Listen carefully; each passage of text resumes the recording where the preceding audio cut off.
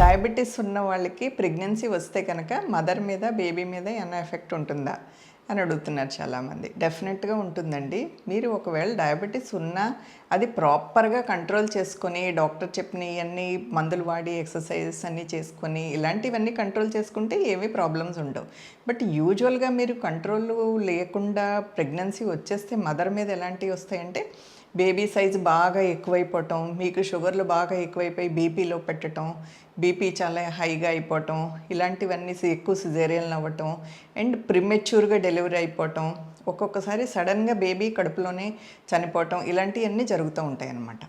అదే బేబీలో అయితే కనుక బేబీ సైజు ఎక్కువైపోవటం వలన ఒక్కొక్కసారి పుట్టిన వెంటనే ఊపిరి తీసుకోవటం, లంగ్ మెచ్యూరిటీ సరిగ్గా లేక ఊపిరి తీసుకోవటం కష్టం అవటం అండ్ ఎక్కువ సిజేరియన్ అవ్వటం అండ్ దెన్ మళ్ళీ ప్రీమెచ్యూర్ డెలివరీ ముందుగా అవటం మూలన దానివల్ల వచ్చే కాంప్లికేషన్స్ అన్నీ వస్తాయి. ఫ్యూచర్లో కూడా వాళ్ళకి ఆ పిల్లలకి షుగర్ రావడానికి కొంచెం అవకాశాలు ఎక్కువగా ఉంటాయి.